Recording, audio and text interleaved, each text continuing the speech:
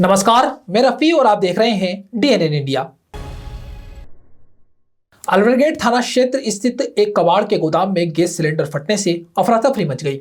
हादसे में गोदाम मालिक सहित एक कर्मचारी झुलस गया, जिसे उपचार के लिए जवाहरलाल नेहरू अस्पताल में भर्ती करवाया गया। अलवरगेट थाना क्षेत्र स्थित एक कबाड़ के गोदाम में गैस सिलेंडर फटने से अफरा तफरी मच गई। हादसे में गोदाम मालिक सहित एक कर्मचारी झुलस गया, जिन्हें उपचार के लिए जवाहरलाल नेहरू अस्पताल में भर्ती कराया गया है। जानकारी के अनुसार नेहरू नगर स्थित कबाड़ गोदाम में गैस कटर की मदद से पुरानी क्षतिग्रस्त कार को काटा जा रहा था। इस दौरान अचानक तेज धमाके के साथ गैस सिलेंडर ब्लास्ट हो गया। विस्फोट से गोदाम में रखा सामान बिखर गया और आग की चपेट में आने से कर्मचारी पुतिन और गोदाम मालिक सिद्धार्थ जैन झुलस गए। धमाके की आवाज सुनकर मौके पर लोगों की भीड़ जमा हो गई। अन्य कर्मचारियों ने घायलों को तत्काल अस्पताल पहुंचाया। सूचना मिलने पर पुलिस मौके पर पहुंची और स्थिति को नियंत्रित किया। पुलिस ने गोदाम मालिक से इस संबंध में लिखित रिपोर्ट भी ली है। क्षेत्रीय पार्षद सुनील धानका ने आवासीय क्षेत्र में इस तरह की गतिविधियों को खतरनाक बताते हुए नगर निगम व प्रशासन से गोदाम को शहर से बाहर स्थानांतरित करने की मांग करने की बात कही।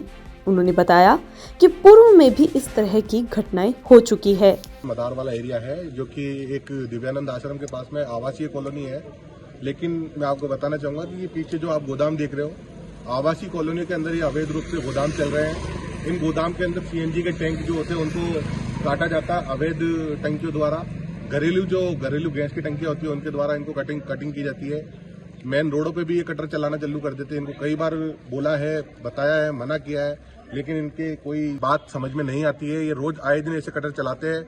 अभी हाल ही में 2 महीने पहले नवंबर में भी ऐसा ही एक हादसा हुआ था, जिससे सभी आसपास के घर जितने भी घर थे इसी गोदाम के अंदर ब्लास्ट हुआ था, जिसके कारण कंपन होने के कारण सभी के घरों में दरारें आई थी।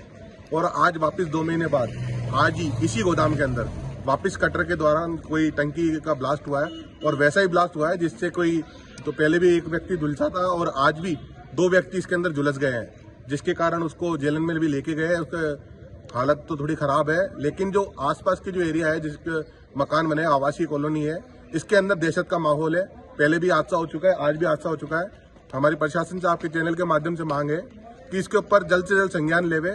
या आवासीय कॉलोनी में एक जो पंचगौरव कार्यक्रम खेल कबड्डी एवं जिला स्तरीय प्रतिभा खोज प्रतियोगिता का शुभारंभ सोमवार को किया गया। प्रतियोगिता के शुभारंभ समारोह में जिला कलेक्टर लोकबंधु मुख्य अतिथि एवं जिला परिषद के सीईओ विशिष्ट अतिथि के रूप में उपस्थित रहे। पंचगौरव कार्यक्रम खेल कबड्डी एवं जिला स्तरीय प्रतिभा खोज प्रतियोगिता का शुभारंभ सोमवार को किया गया। प्रतियोगिता के शुभारंभ समारोह में जिला कलेक्टर लोकबंधु मुख्य अतिथि एवं जिला परिषद के सीईओ विशिष्ट अतिथि के रूप में उपस्थित रहे। इस अवसर पर जिला कलेक्टर लोकबंधु ने कहा कि राजस्थान सरकार द्वारा खेलों को बढ़ावा देने के उद्देश्य से पंचगौरव कार्यक्रम के अंतर्गत खेल कबड्डी की शुरुआत की गई है। इसी क्रम में आज जिला स्तरीय प्रतियोगिता का आयोजन किया गया है। उन्होंने कहा कि इस प्रतियोगिता से चयनित खिलाड़ी आगे चलकर राज्य, राष्ट्रीय एवं अंतर्राष्ट्रीय स्तर पर खेलकर अपने शहर, गांव और प्रदेश का नाम रोशन करेंगे। जिला कलेक्टर ने बताया कि प्रतियोगिता के अंतर्गत प्रदेश स्तर पर चयनित खिलाड़ियों को दिए जाने वाले प्रशिक्षण का संपूर्ण खर्च राज्य सरकार द्वारा वहन किया जाएगा, जिससे ग्रामीण एवं शहरी प्रतिभाओं को आगे बढ़ने का बेहतर अवसर मिलेगा। इससे पूर्व आयोजनकर्ताओं की ओर से मुख्य अतिथि जिला कलेक्टर लोकबंधु का बुके भेंट कर स्वागत एवं अभिनंदन किया गया। प्रतियोगिता के शुभारंभ अवसर पर खेल प्रेमियों, आयोजक समिति के सदस्य, प्रशिक्षक एवं बड़ी संख्या में खिलाड़ी उपस्थित रहे। सरकार की पंचगौरव योजना के अंतर्गत अजमेर जिले में एक खेल के अंतर्गत कबड्डी को चुना गया है। इसके अंतर्गत हमने प्रतिभा को चुनने के लिए, प्रतिभा को की खोज करने के लिए हमने पहले क्लस्टर स्तरीय, फिर ब्लॉक स्तरीय और उसके बाद आज जिला स्तरीय खेल प्रतियोगिता का आयोजन किया जा रहा है। इसके माध्यम से हम 100 कबड्डी के जो अच्छे प्लेयर्स होंगे, जो इमर्जिंग प्लेयर्स होंगे, उनका हम पहचान करेंगे और उनको आगे ट्रेनिंग के लिए जयपुर या हरियाणा के किसी अच्छी अकेडमी में भेजेंगे, जहां पर उनके लिए रहने, खाने और ट्रेनिंग की पूरी सुविधा उपलब्ध रहेगी। इसके लिए राज्य सरकार की तरफ से बजट भी उपलब्ध करवाया गया है और यह आज जो प्रतियोगिता हो रही है इसमें शाम तक महिलाओं और पुरुष की अलग अलग जो टीमें हैं हमारी उसके अंतर्गत जो नई प्रतिभाएं हैं कबड्डी खेल से संबंधित उनकी पहचान हो पाएगी और वो आगे राजस्थान का और देश का भी प्रतिनिधित्व करेंगे, ऐसी उम्मीद है। बहुत बहुत धन्यवाद। ये प्रतियोगिता पिछले लगभग 10 दिन से हो रही थी, जिसमें प्रथम स्तरीय क्लस्टर जो कि पंचायत लेवल पर हुई थी 2 और 3 फरवरी को, उसके बाद 6, 7 और 8 को पंचायत समिति लेवल पर हुई थी और ये तृतीय स्तरीय है और प्लानिंग के हिसाब से आज शाम तक ये कंप्लीट हो जाएगी और उसके बाद ऐसे प्लेयर जो कि ब्लॉक स्तर की टीम से यहाँ पर नहीं पहुँच पाए लेकिन प्रतिभा उनमें मौजूद है तो उनका भी एक ट्रायल किया जाएगा ताकि कोई भी प्रतिभावान खिलाड़ी छूट नहीं जाए। धन्यवाद। यहाँ पर 9 पंचायत समितियों की 9 पुरुष की और 9 महिलाओं की टीमें आई हैं। अजमेर शहर के किशनगंज थाना क्षेत्र स्थित ईदगाह गली नंबर 1 मस्जिद वाली गली में रहने वाले अब्दुल रहमान के सुने मकान को अज्ञात चोरों ने बनाया निशाना। चोर रोशनदान के रास्ते मकान में दाखिल हुए और अंदर रखे सामान को खंगालते हुए नकदी, जेवरात और पासपोर्ट चोरी कर फरार हो गए। अजमेर शहर के किशनगंज थाना क्षेत्र स्थित ईदगाह गली नंबर 1 मस्जिद वाली गली में रहने वाले अब्दुल रहमान के सुने मकान को अज्ञात चोरों ने निशाना बना लिया। चोर रोशनदान के रास्ते मकान में दाखिल हुए और अंदर रखे सामान को खंगालते हुए नकदी, जेवरात और पासपोर्ट चोरी करके फरार हो गए। मकान मालिक अब्दुल रहमान ने बताया कि शब-ए बारात के त्योहार के चलते उनके बच्चे और पत्नी अपने पीहर गए हुए थे। अब्दुल रहमान स्वयं पुष्कर रोड स्थित एक होटल में कुक का काम करता है और त्योहार के कारण वह भी पिछले 2 दिनों से घर नहीं आया था। घटना का खुलासा तब हुआ जब पड़ोसियों ने मकान पर लगा हुआ ताला टूटा देखा और इसकी सूचना अब्दुल रहमान को दी। सूचना मिलने पर जब वह घर पहुंचा तो देखा कि चोरों ने मकान के अंदर रखा सामान बिखेर दिया और चोर एक बक्से में रखे करीब 7,000 रुपए नगद, सोने की चेन, कानों के जेवरात सहित अन्य सामान चोरी करके ले गए। इसके अलावा महत्वपूर्ण दस्तावेजों में शामिल पासपोर्ट भी चोरी हो गया। घटना की सूचना मिलने पर किशनगंज थाना पुलिस मौके पर पहुंची और वारदात स्थल का मौका मुआयना किया। पुलिस ने आसपास लगे सीसीटीवी कैमरों के फुटेज खंगालने शुरू कर दिए हैं और अज्ञात चोरों की तलाश की जा रही है। ईदगाह कॉलोनी गली नंबर 1 में रहता हूँ, मस्जिद वाले गली में। हमारा त्यौहार था शुभरात। मैं 2-3 दिन होटल में था, मैं आ नहीं पाया त्यौहार वजह से, 2-3 दिन तक आए नहीं घर पे। फिर उसके बाद में मेरे मकान मालकिन जो थी उन्होंने उनका बाइक के घर पे गए हुए थे नागपानी में। उन्होंने भी शुभरात के त्यौहार के दिन वो घर पे गए हुए थे, उनके भाई से मिलने के लिए गए थे। वो भी 2-3 दिन नहीं आए थे, मैं भी नहीं आया, मेरे बीवी बच्चे सब फिर गए हुए थे। फिर उन्होंने फ़ोन किया, मकान मालिक ने फ़ोन किया था, भाई तुम्हारा घर का ताला टूटा हुआ है। मेन गेट का चोर जो है मेन गेट का ताला नहीं तोड़ा, सीधा ऊपर से आया इधर को रोशनदानी से, इधर 8x4 की रोशनदानी है, वहां से घुस के चोर आके ये ताला तोड़ दिया। ताला टूटा हुआ मिला। फिर मैं आके देखा ताला वाकई में टूटा हुआ था और अंदर गया था, सारा सामान बिखरे हुए थे।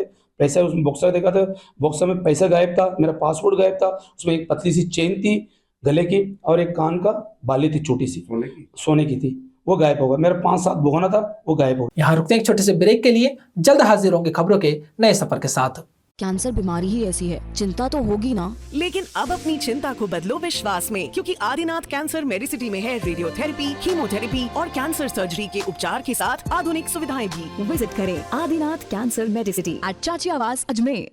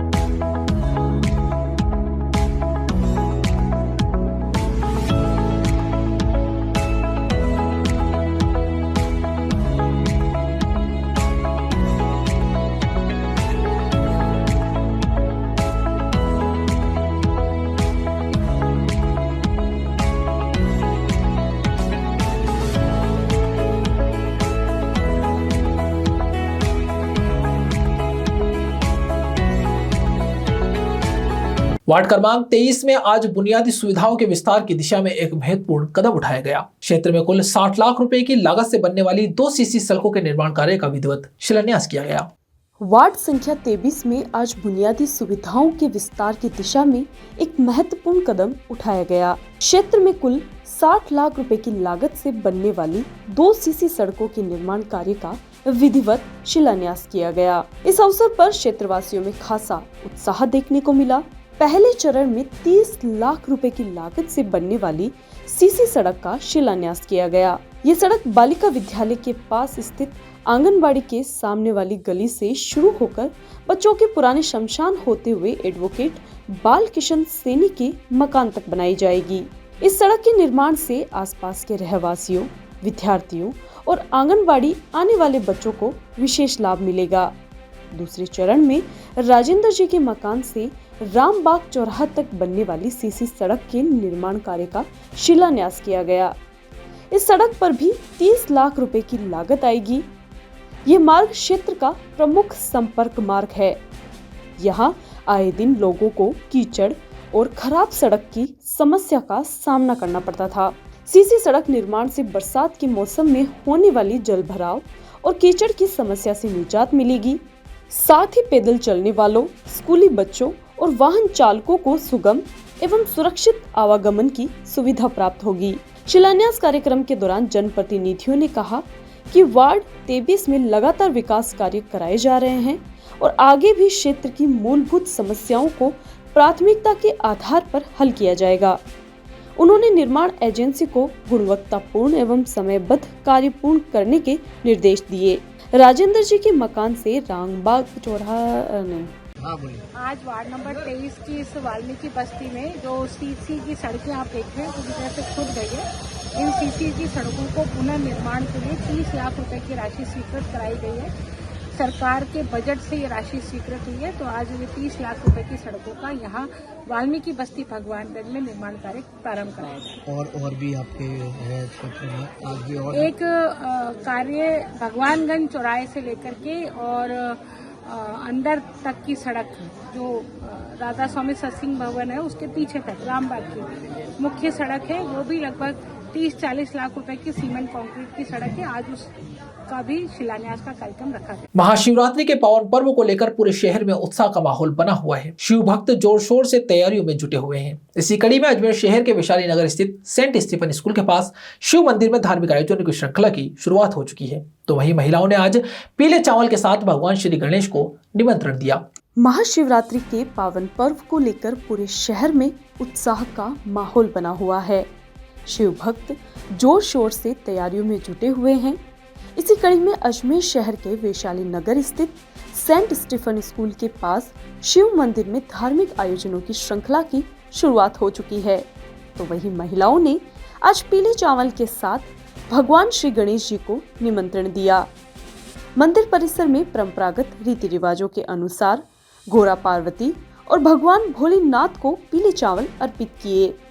ये रस्म भगवान शिव और माता पार्वती के विवाह से जुड़ी मान्यताओं का प्रतीक मानी जाती है। इस अवसर पर मंदिर में हल्दी की रस्म भी बड़े ही धूमधाम से संपन्न हुई। महिलाओं ने पारंपरिक गीतों पर नृत्य किया और पूरे उत्साह के साथ हल्दी की रस्म निभाई। मंदिर परिसर भक्तिमय माहौल और उल्लास से गूंज उठा। कार्यक्रम में शामिल महिलाओं ने बताया कि हल्दी की रस्म के बाद विभिन्न धार्मिक रस्में अदा की जाएगी।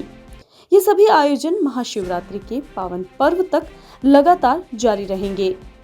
महिलाओं और आयोजन समिति ने जानकारी दी कि 15 तारीख को भगवान भोलेनाथ की भव्य बारात निकाली जाएगी। इस बारात में बड़ी संख्या में श्रद्धालुओं के शामिल होने की उम्मीद है। बारात के दौरान झांकियां, ढोल नगाड़े और भक्ति संगीत आकर्षण का केंद्र रहेंगे।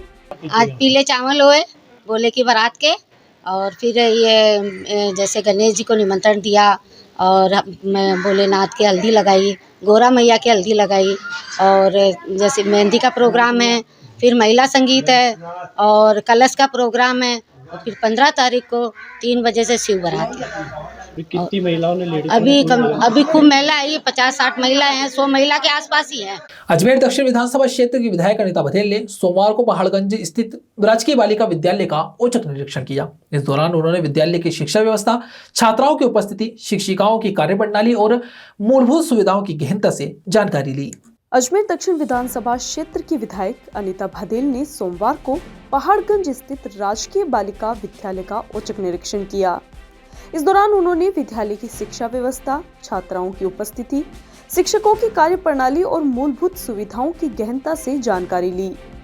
निरीक्षण के समय विधायक भदेल ने कक्षाओं में जाकर पढ़ाई का स्तर देखा और छात्राओं से संवाद कर उनकी समस्याओं और आवश्यकताओं को भी जाना। उन्होंने शिक्षकों को निर्देश दिए कि छात्राओं को गुणवत्तापूर्ण शिक्षा देने में किसी प्रकार की लापरवाही नहीं होनी चाहिए। निरीक्षण के दौरान विद्यालय परिसर में सफाई व्यवस्था संतोषजनक नहीं पाए जाने पर विधायक अनीता भदेल ने गहरी नाराजगी व्यक्त की। उन्होंने विद्यालय प्रशासन को फटकार लगाते हुए कहा कि बालिकाओं के स्वास्थ्य और स्वच्छ वातावरण से किसी भी प्रकार का समझौता बर्दाश्त नहीं किया जाएगा। उन्होंने साफ सफाई व्यवस्था में तुरंत सुधार के निर्देश देते हुए संबंधित अधिकारियों को जिम्मेदारी तय करने को कहा। विधायक भदेल ने विद्यालय में शौचालय, पेयजल, कक्षाओं की स्थिति और फर्नीचर की उपलब्धता का भी निरीक्षण किया। कुछ जगहों पर कमियां पाए जाने पर उन्होंने जल्द से जल्द सुधार कार्य कराने के निर्देश दिए। इस मौके पर विधायक अनीता भदेल ने कहा कि सरकार की प्राथमिकता है कि बालिकाओं को सुरक्षित, स्वच्छ और बेहतर शैक्षणिक वातावरण मिले। उन्होंने कहा कि शिक्षा ही समाज के विकास की सबसे मजबूत नींव है और इसमें किसी भी तरह की लापरवाही स्वीकार नहीं की जाएगी। बालिका विद्यालय देखने आज मैंने निरीक्षण किया, लेकिन मुझे बहुत अफसोस हो रहा है कि सरकार करोड़ों रुपया खर्च करती है बालिकाओं की शिक्षा के लिए, हमारे बालकों की शिक्षा के लिए।